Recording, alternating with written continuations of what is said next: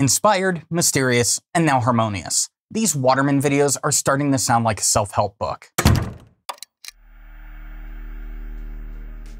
So this week's video is what happens when I go through the comments and take your advice on what inks to review. So I think the biggest lesson here is going to be that if you want me to review something, then post it in the comments. I may not respond to them all, but I do read them. That said, I'm glad that this suggestion came in because, as I was writing with this ink over the last 2 weeks, it was actually really enjoyable.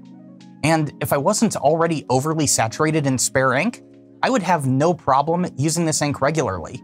So let's get into the review. Going through the TLDW, this is a green ink done well. It's not perfect, but it's good enough for me to call it a good purchase. The color is a nice bold green with a good transition into the darker tones. The dry time is beyond phenomenal, and it has that Waterman consistency that keeps you from hard starting. And it feels like a good companion to my bottle of Mysterious Blue. If I'm gonna find something that can be better, I'd like to see better water performance. But as you'll see in a few seconds, water performance is, well, it's already pretty good. Speaking of which, let's take a look at this writing sample as it was done at the top of B-roll shooting so it could soak in a little. Now, once the water hits the ink, we do see a little bit of color lift from the top layer, but once the page is dry, what is left is actually a pretty nice underlayer that's easily recoverable. It's not Noodler's level of water resistance, but it's still good. And let's delay looking at that color part just a little bit longer to talk about dry time. On Rhodia, we're looking at almost 5 seconds to dry.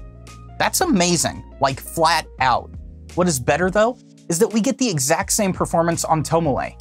So on just the water sample and dry time, this ink is a good fit for an office loadout. So enough stalling. Let's look at the color and get into the writing. On the right is probably best described as Jell-O salad.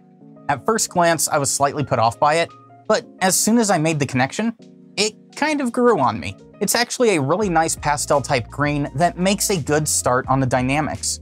Speaking of which, let's clamp down that threshold knob and take a look at the mids. What can I say? I like these mids. They remind me of a freshly manicured putting green. Well, at least the overly manicured ones around here. But let's get to the part that really makes this a must-buy for me. Where Mysterious Blue had that subtle green finish in the transitions, Harmonious Green complements that with a subtle blue tone and just a hint of sheen. If that was the consistent tone from this ink, all my pens would be inked up with this 24/7. Now, let's see what this ink can do on the page. Broken record time, I'm starting on Rhodia. And I've got to say, I'm perfectly fine where this one starts off. It's bold, even from this fine nib. I'm getting a good look at the transition tones, so much so that I'm sure on a fatter nib, this is really going to show off the subtle blue that hints at that sheen. As it is though, on Rhodia, we are definitely staying on the darker side of the mids.